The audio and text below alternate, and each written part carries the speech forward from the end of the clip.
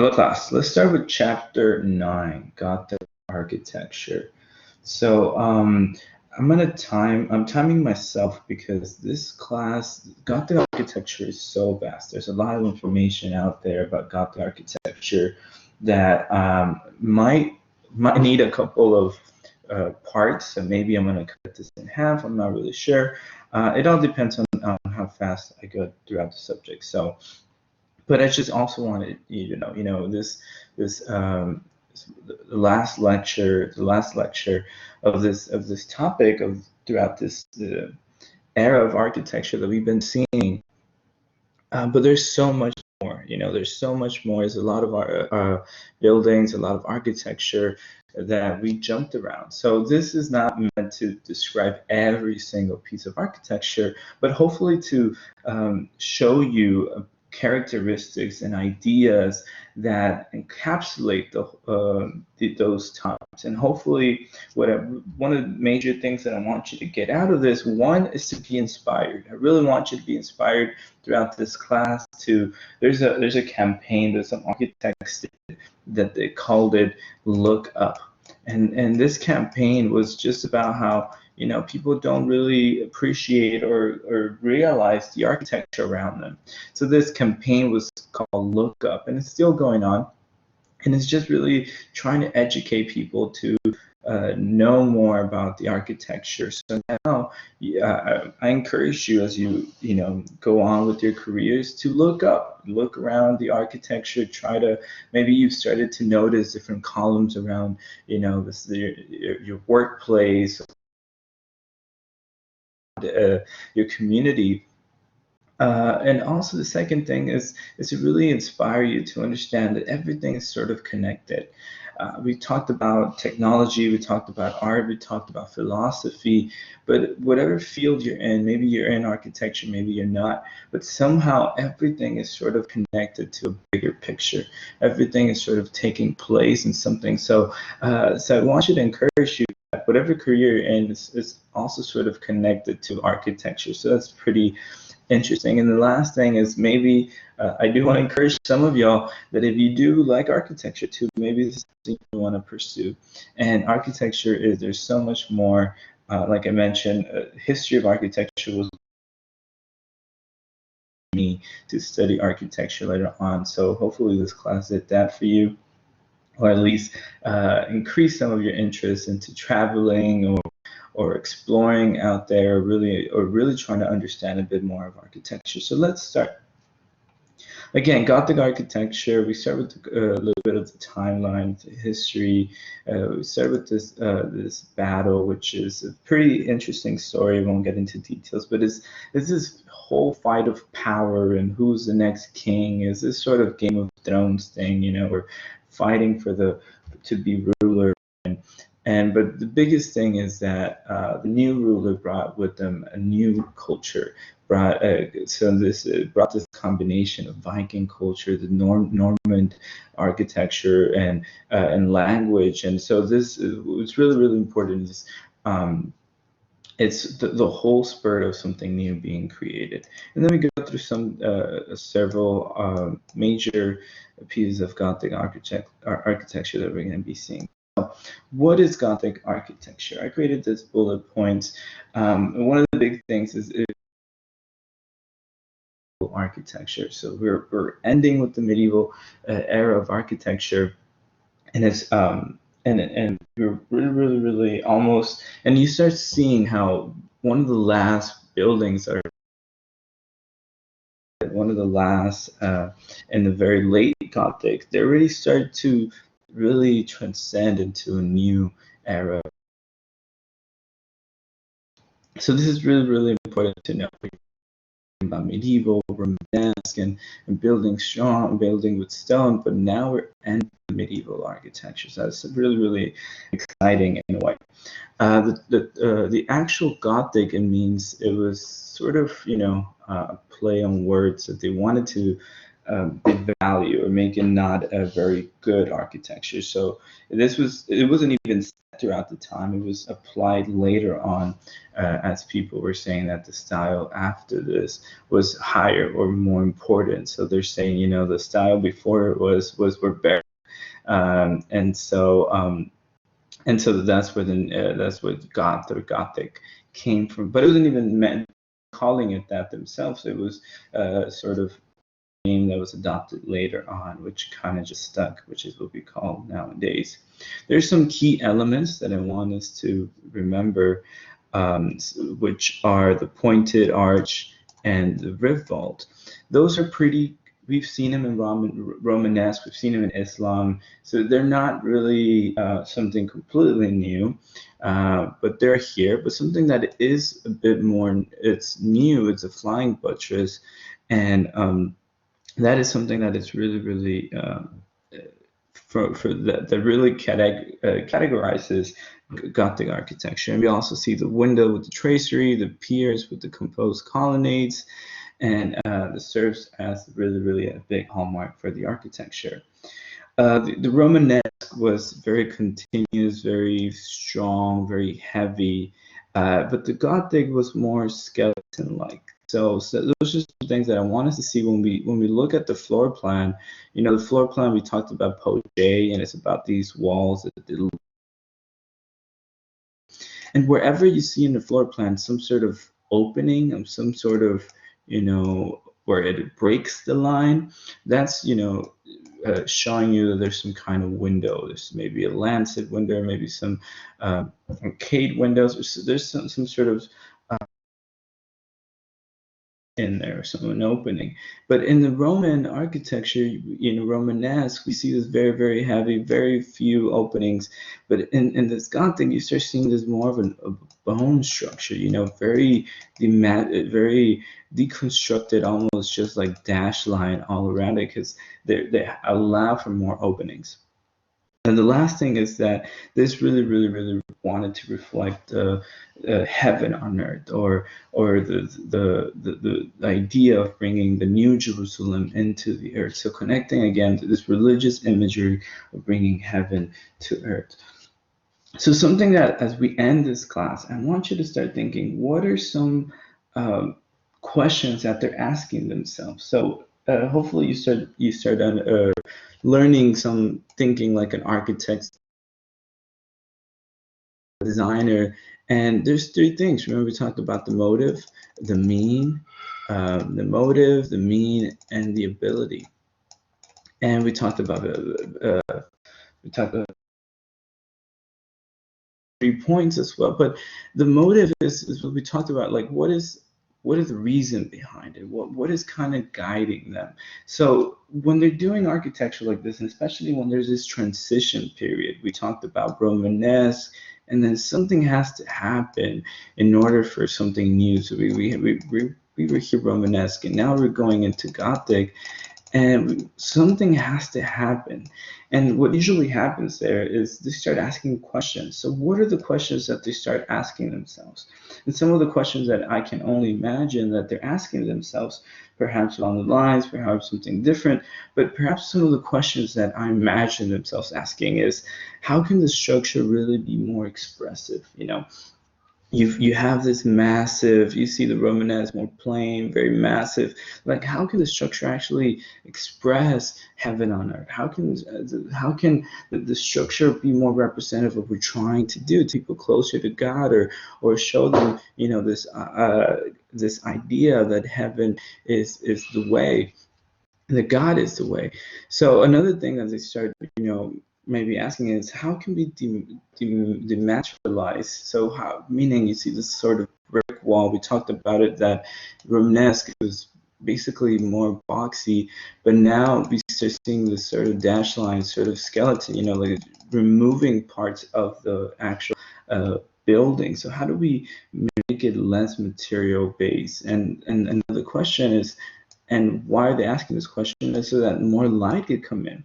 We saw the other churches, Romanesque, and it was very, very cave-like, more like a crypt, more a little bit of light coming in from places. But so now they're like, how can more light can come in? And also the idea of verticality, of going high, being of something very tall. It's always been connected to as a religious experience of connecting them to God, as this idea that they go to heaven, go up. So probably some questions as they start asking themselves, and questions they need answers. So they start exploring, and they start coming up with several things. And some of the ways that they answer this is the pointed arch. So we are very familiar to this half circle Romanesque round arch. But as we talked about, the thrust or the weight is coming in, and it sort of has to come in on this lateral weight. It's coming out to this way. So they had to build big piers to hold it. We remember the Pantheon, remember. But now what they start doing is that they have this pointed arch, and this pointed arch becomes practically the representation. Whenever you see pointed arch, you just have to think of Gothic. And what starts happening with this is as they start elongated. So I want you to think of a gum or something like that. That's what the Gothic wanted to stretch it. They all just wanted to stretch it as much as they could. So they start stretching this arch, the loads, the thrust starts becoming a bit more concentrated. It doesn't go as far here. It starts going a different, more down easier. So we'll see, I'll show you another image of that. The second thing that they start doing is the first one, the pointed arch. The second thing that they start doing is the Gothic vault. The Gothic vault, which is this roof vault. And this roof vault is sort of, this sort of connected arches you start seeing here. You start seeing here. And it really, we'll see more about that. There's another image, but the Gothic, the roof vault becomes a big important thing. And the last things are flying vault buttresses. And again, I'm going to talk about each of them more specifically, so I won't go too much into it. So this is an important image. I really want you to look into this image as the arrows here, they're indicating the dead load. So dead loads is just sort of like the weight coming down from the vault and being transferred into the piers, into the arcades, through the flyers, which are the buttress, to the buttress piers outside of the building. So the upper flyer, what it's really doing is helping resist the lateral or winds blowing against this building. So we start seeing how the weight of it starts being transferred as we mentioned through this pointed arch. It starts going down, but at the same time it does need to go lateral. So they start building this buttresses, which we talk about more, and then they do this pier and they do it as well outside. So it's important to sort of see this.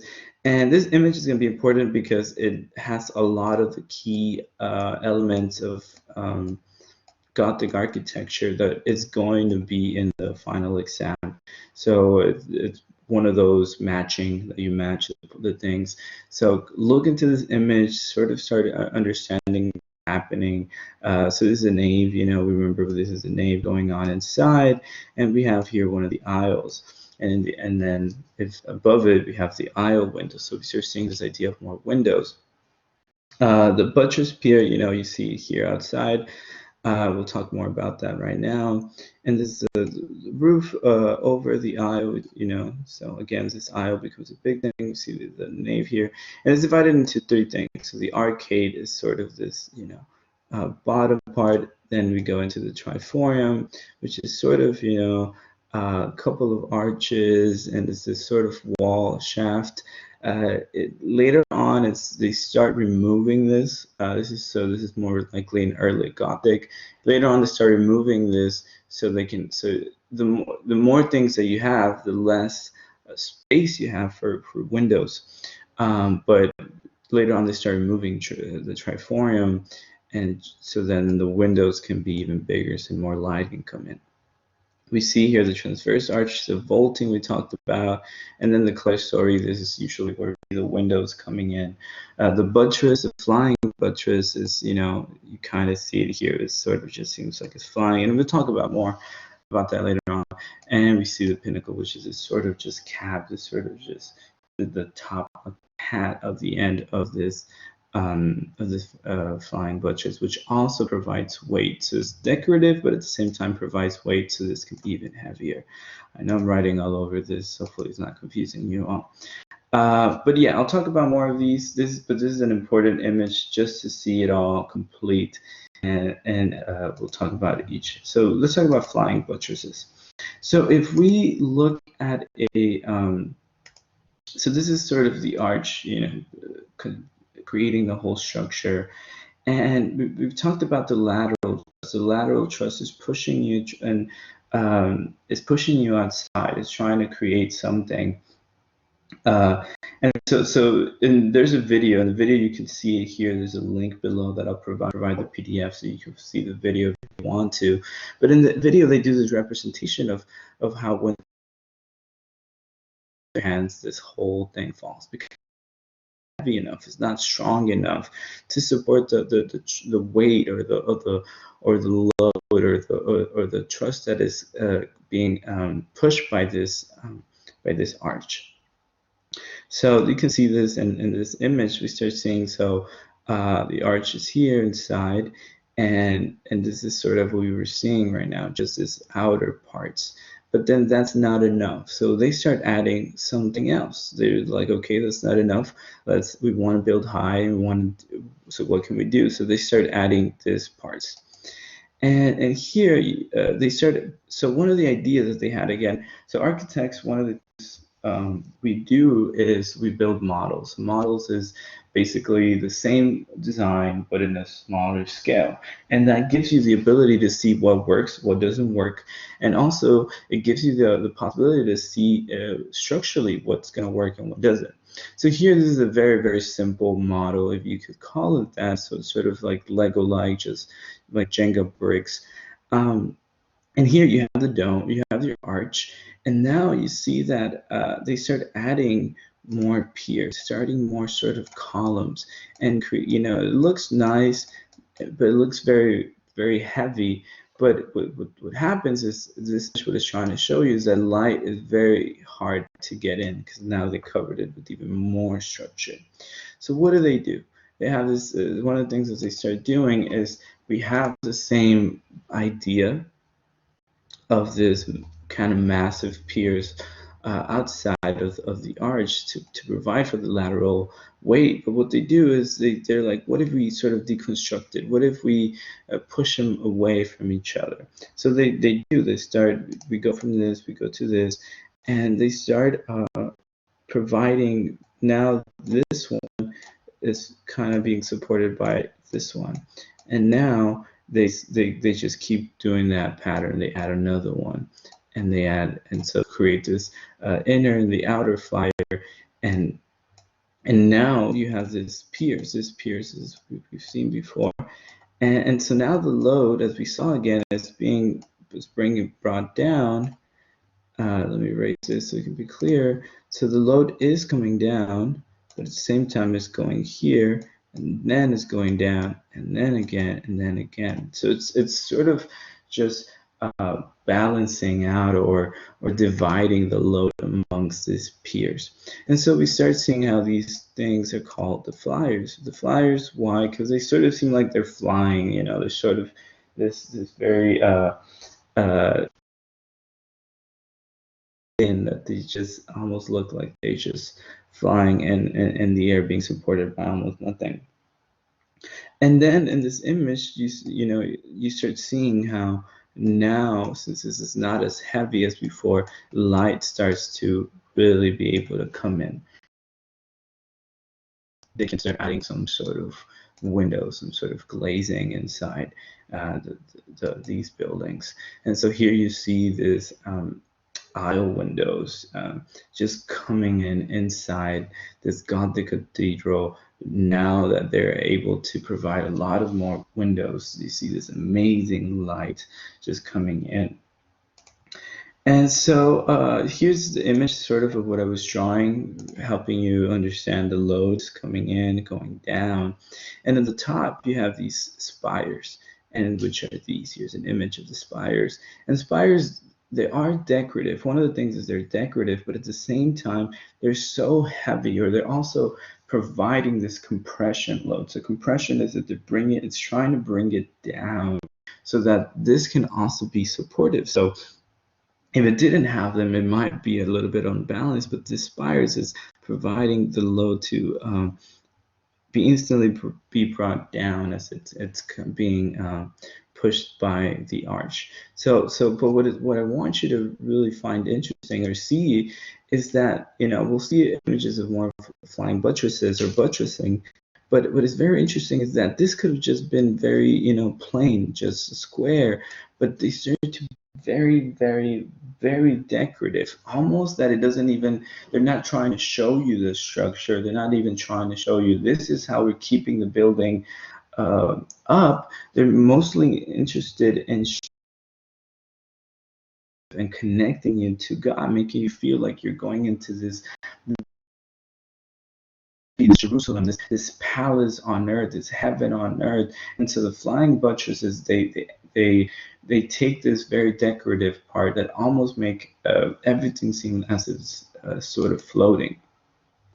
So just pushing this a bit further on, this is the complete, but in what order should the components of this cathedral be built? What do you think is placed first? Do you think is the inner flying buttress is placed, or the further, or the arch? So I want you to think about that. But here it is kind of showing us the way they do it is they start with the furthest, and then sort of progressive, the inner, and then you finally do the arch. The reason why they do this, and then you finally add some sort of roof type. The reason they do this, they would have added the arch first. It would have brought down the first pier. It would have not been strong enough. So they start building, in stages. And here we have a finished cathedral, and you sort of, start seeing the buttressing here. You start imagining how it looks from the inside. So now now we go into rift vaults. And rift vaults, we talked about that there were also one of the key elements, and so rift vaults are masonry ribs built over wooden frames. Here you see this sort of wooden frames that provides the structure, and then they start building this masonry stone, sort of voussoirs that we've seen before of the arches, and they start building this. And so here shows you a couple steps. This one, the early stage, is ribs built in wooden frames, and when the mortar actually dries, they start moving on to the next bay, and then the next bay, these are ribs sort of finished, more self-supported. They're already just sort of happening. And here again, you see the flying buttresses. Right now, we're not focused on the flying buttresses, but you see how these pointed arches there are coming onto these arches, this flying buttresses, sorry. And in the left of the final, you see the webbing, or this filling of with blocks to create this sort of, maybe an easy way of saying this is you create this roof or the ceiling, and providing, water won't come in. So and then they sort of just start covering. And we have another image of that. Okay, no, I don't have another image, but yeah, so this is sort of the three steps that sort of they create these rift vaults. And rift vaults, they're really, really, again, everything becomes so artistic, everything becomes so decorative, everything becomes trying to do. And so here we see the rift vaults from the inside, and we now we sort of know how they're built. We get this one, and then they start providing the wood framing, then they go on to the next phase and so on. But one of the things is that in order for the rift vaults to be sort of tied down or connected or together, is that they provide this what is called the keystone, or most common called the boss, or the boss stone. Boss, meaning the main one, the one that's keeping it all together. But even without it, even if if that was the only thing keeping it together, there's a lot of different elements really working together, but the boss stone, it is part of it. But again, I want you to see how, despite it's meant to be structural, it's meant to be something that keeps everything together, they do it in a very decorative way, a carved stone, very, very decorative. So, and the last thing, we talked about structure, and so structure is very important. But now let's talk about what happens as they're able to build higher. So something that starts happening is they start building to the structure. Instead of having a thick wall, they sort of deconstruct this thick wall and cut it into pieces, and they start separating from the building. So now the building itself is here, and now they have the wall. This one becomes smaller. So now, since there's nothing so heavy here, this wall becomes, now you can add a window here and a window here, and the same thing is happening here on this other side. So the window can be done here, and a window and a window, and glass can be placed all over. Thus, light starts be able to come in. And so the reason why it's very important to talk about this is because the first Gothic cathedral was created with light being an important thing. So it was Abbot Suger. So Abbot Suger, we talked about how Abbot is the head monk, the person, you know, in charge of the monastery. So there was a monastery nearby, and there was going to built this cathedral, sort of an expansion, because it originally was Romanesque architecture. And the first Gothic cathedral, the start of this, was done by Abbot Suger, and we'll talk about that a little bit later on, and when we get to Saint Denis. But he basically gets light as an architecture element, and that's revolutionary in this time.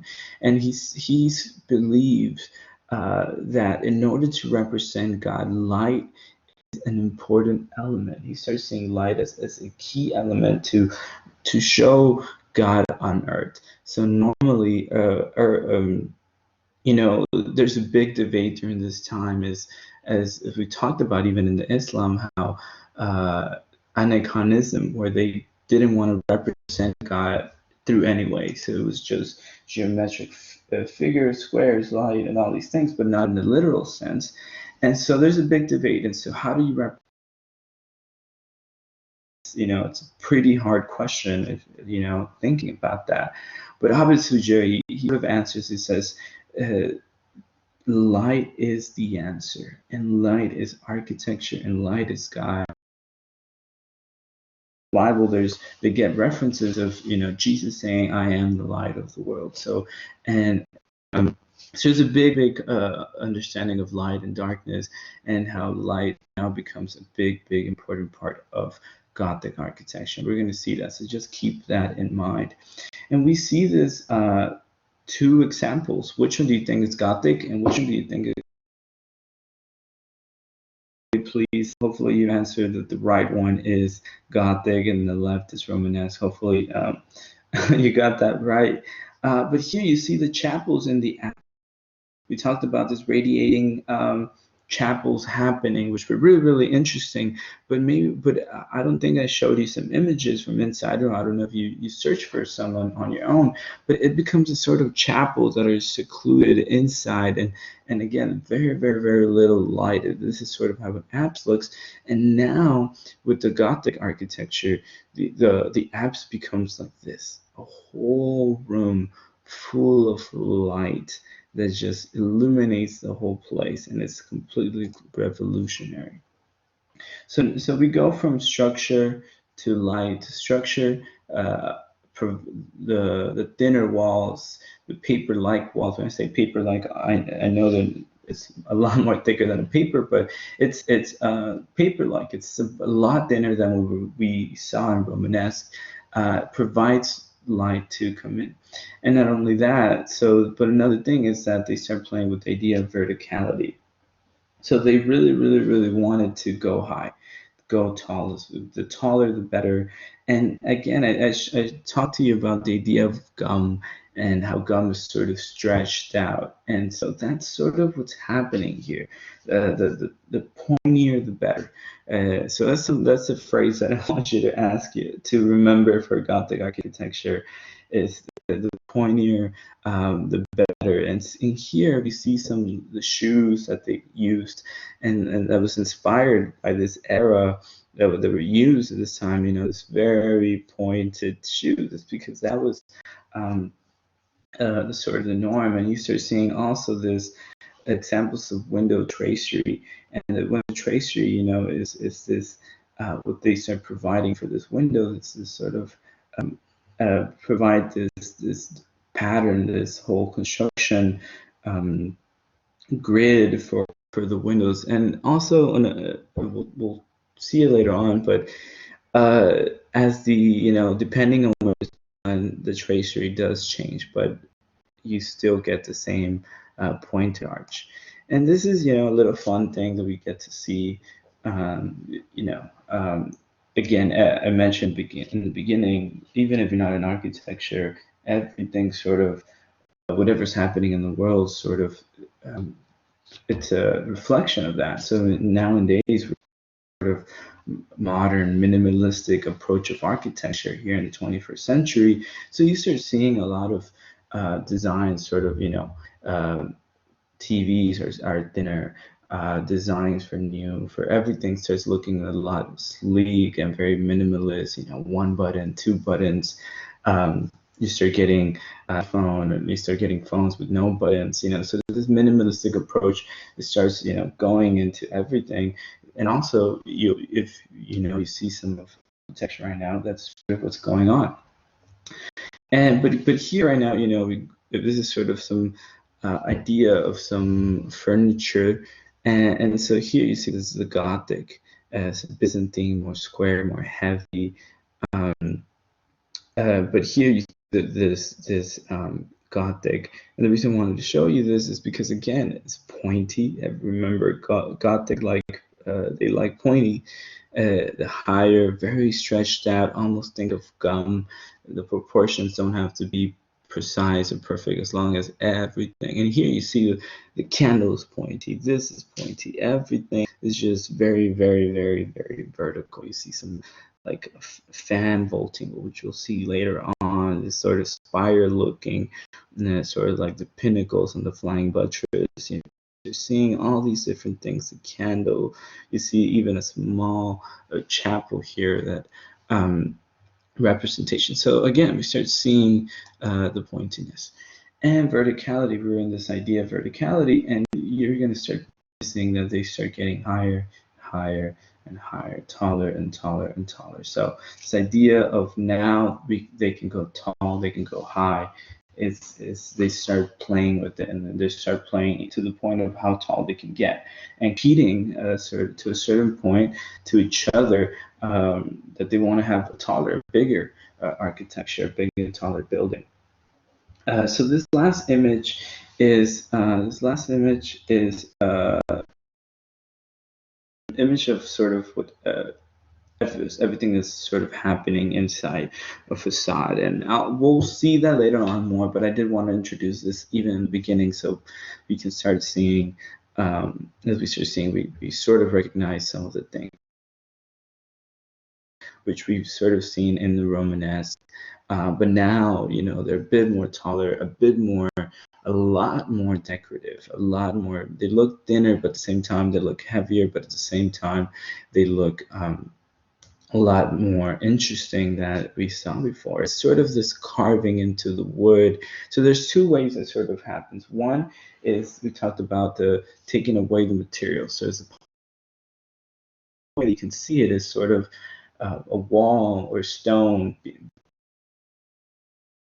taking things out in order to create these spaces. And the second thing that you can sort of also look at it, adding to it. So we're going to be seeing those after. So this one looks a bit more as here is positive things coming out, but here it becomes negative as you carve inside.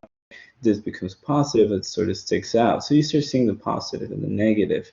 Another thing that's very, very representative of Gothic is this idea of three entrances. We saw in Romanesque, it was sort of main entrance, big entrance, but not three entrances. So that's something that becomes very, very new, or very that's very easy to recognize in the Gothic architecture. So another thing is, we start getting the towers, the gable. We saw the gable roof with this crocket, which is something that it gets its name from something that looks very similar to what people had on their staffs, such as priests and things like this. We talked about the arcade, the rose window. We saw it before. We've seen it in Romanesque, but now it's fully developed. Now it's really, really taking form, and now it's really, really, really decorative, and it's really what it's meant to be. The finial, we've seen it before. It's sort of this end. We talked about the pinnacle happening in the buttress. The archivolts are this series, of layerings, stone, marking this main entrance. And the tympanum, we saw the tympanum before. This is here, you don't really see that, but usually have these different sculptures, usually telling you a story, the Bible. So something that in this times people were very literate. Right, we saw that in the monastic time, in the Romanesque, where the monasteries and the scribes were really, really, really pushing for reading and writing. But as we mentioned, it was a selective group. It wasn't a thing that everyone knew. So the way trying to get people closer to God was through representing, Bible stories, biblical stories in the tympanum and other places. So here we've seen the Last Judgment, we've seen other images that would sort of get them in the mentality, either connected to God, or maybe even a little scared, or maybe even conscious of their sin as they entered into this new place. The jamb is, similar to what we have nowadays next to the door. This jamb, which is this sort of, growing in the structure. The lintel we've seen before. The post and lintels is, very, very common idea. The tremeau is this central point that is right at the middle, and it's sort of dividing the door. So again, we get a sort of understanding of how it looks. But again, so we get three, something else. We get pointed arches. We get pointed. Everything is pointy and everything is vertical. So now let's start getting. So this one last thing is construction drawings.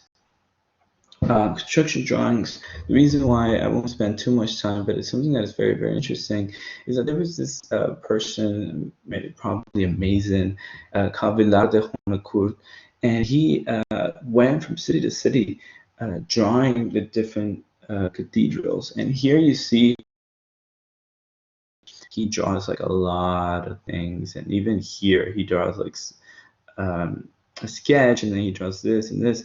And the reason is, in those times, paper or parchment was very difficult to really have. And so if you had a piece of paper or parchment, you were really gonna maximize it, really use every single corner. And so that was something that is very, very normal to find. And say it's find a sketchbook with a lot of different things, maximizing the space. Nowadays we use paper and we write something and we throw it because it's so easy to get. But in those days it was really, really hard. But here you start seeing different things that he starts exploring to see different patterns. And one of the important things is this image, is this square. And we'll come back to it right now in the next image, but he starts seeing these patterns. Also, there's another drawing. It's called by Mathieu Rosizier. I can't say his name, but he has all these drawings of how to build the pinnacle, and it's a very interesting book. I had a class. One of my classes for grad school was just on that subject.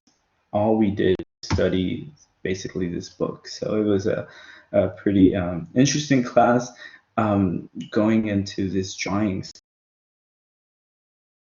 interesting book, this what Matthew does, and because he starts describing, and I was going to include images, but if I didn't, and he starts basically telling you step 1, step 2, step 3, step 4, how to draw a pinnacle. And so if you look into this book, you can actually draw it yourself. But what is really, really, really amazing or interesting idea of how buildings are starting to be built, a lot of power and control over these buildings. And not only that, but now they're able to walk around and take these drawings and be able to explain to other people how to doing. So you start seeing that, and we see this square. I want you to remember this square because we're going to look at it in this next image. And here in this image, there's several facades of different cathedrals. But what's important is to know that here in the bottom is showing you how they all sort of follow some sort of grid, some geometries and sort of grid, something that they would follow. And what they started following was this square like that they would rotate in different angles, a square within a square, and that would provide them the different proportions. So here you see how this one's following more of a star shape, and so all these different geometry that we see him drawing in this image, you know. So here is probably studies of that. So it's just interesting to see how it. So I think I'm most likely going to stop in this image. This image will be the last one. I'm going to do a part 2. As I mentioned, I didn't want to be super long, and so, but I did realize more of an intro than actually getting into some of the Gothic cathedrals. So this part would be the intro, but I'll end with this one. So here, I just wanted to, you know, not a little game, but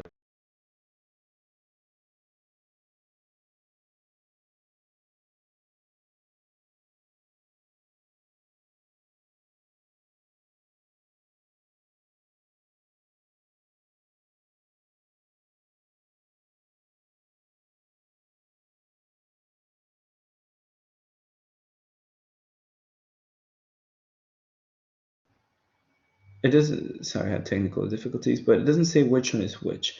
So, but which one do you think is Gothic and which one do you think is Romanesque? Let me give you a couple of seconds.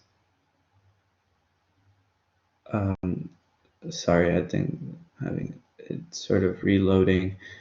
But okay, I think I'm back. But which one do you think is Romanesque? Which one do you think is Gothic? Hopefully you answered. Hopefully you answered that. What's it called? Like, which do you think is? What's it called? I'll give you a couple of seconds. Romanesque is there like. So what are the ways that we? One of the biggest things is the pointed arches. The pointed arches is one of the big things. So here you start seeing the again. So that's one way that you can start looking at it. So look for this round arches. And here the image is not that great. It's sort of placed with your eye to a certain point. But here, you know, in this one you do see this pointed display. And you see it here at the end, you know, more of the pointed arch versus, you know, you do see more of a round. So okay, so now we're guessing that this one is the Gothic. So that's good. That's another way that you might know that this was Gothic. Another way is that hopefully, you know, you start thinking of Gothic architecture as something more thinner.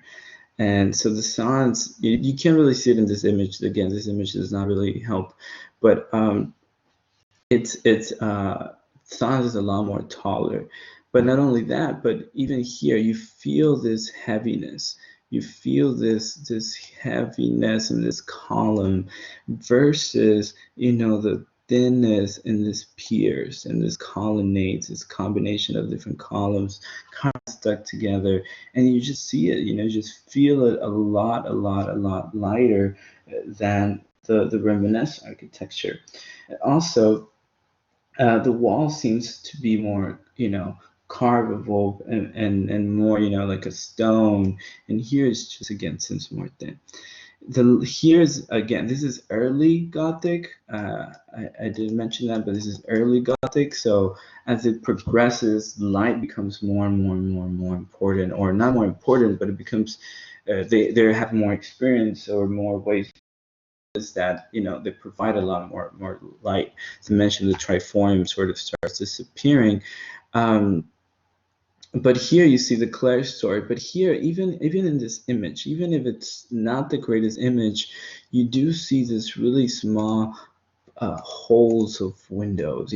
Sort of. They cannot provide a lot of windows because they need all the mass possible to hold the whole structure. But here you already start noticing how this one seems a lot more bright than this other image. Perhaps of the color, perhaps if there's factors, maybe the image itself is not really helping. But you there's a lot more light, and even here at the end, you do have a rose window, so that could maybe even tricked you that this was, as I mentioned, Romanesque did have rose windows, but it really has changed. So in a very, very quick instant, um, it sort of looks like they're the same building, or maybe not the same building, but it kind of looks like they're the same. But as now you're putting on your architectural glasses and you're really learning, hopefully you can start noticing this thing, noticing the different patterns and shapes and qualities of the materials that really make these two completely different architectures. So ends the first part. I'm going to continue talking about different um, cathedrals from this time. This is the end of part one, and then part two of this where I will do the quiz or the sort of the study guide for that. So thank you for hearing, and can you please continue to the second part?